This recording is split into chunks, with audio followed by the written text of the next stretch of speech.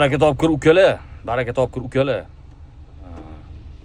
Otam unda deyapti, otam bunda deyapti, onam unaqa deyapti, bunaqa deyapti, otam menda bu narsa haqqi yo'q, meni hayotimga aralashish haqqi yo'q degan narsalarni miyalardan chiqarib tashlaylar. Instagramda yoki bir YouTube'da har xil jinni sangi psixologlarning gapiga quloq solib, voy meni hayotimga aralashish haqqi yo'q, nima qilib qo'ydi, nima qilib berdi degan gaplarni esingizdan chiqaringlar.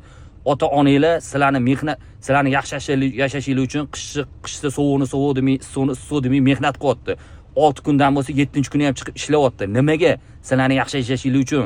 Sizlar hech o'ylab ko'rganmisizlar? Otanglar hech qachon oldingi ovqat bir tan so'roq narsa kelsa, bolam men oldinglarga surib qo'yadi. Men sen yegan yoki bir onanglar bir tan so'roq narsa bo'lsa, "Ovur bolam, men hozir yedim, qornim to'g'roq edi" deb oldinglarga surib qo'yadi. Sizlar hech o'ylaganmisizlar shu narsani?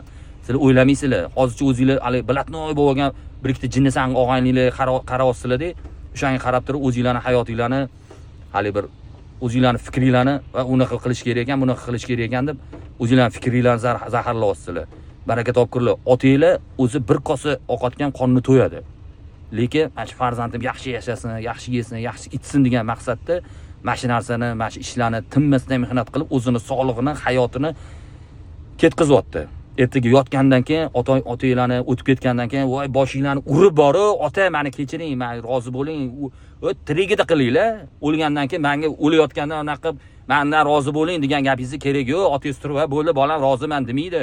Shu hali oldiga kirib shu tirikligida mehnatiga bir sherik bo'lib, ota meni bering, meni ishni men qiling, ona meni ishni men qiling deb mana shunaqa narsalarni tirikida yonida qilsanglar, o'sha bir maqsadga muvofiq ish bo'ladi. Hayotda internetda, Instagramda jinni zangi psixologlarning gapiga kirib olib, voy palonida, pistonida ota-onam menga nima qilib berdi, nima haqqingiz bor men aralashishga degan gaplarni yig'ishtiringlar. Ko'p hozirgi yoshlarimizda ko'p mana shu narsa kelyapti. Bu gapni olasizlarmi, olmaysizlarmi, videoga negativ yozasizlarmi, nima qilasizlar, sizlarning muammoinglar. Menga boshqa qizig'i yo'q. Meni etib qo'yish meni vazifam. Chunki men ham otaman, men ham issiqda, sovuqda mehnat qilaman. Nimaga? Bolalarim yaxshi yashasin deb.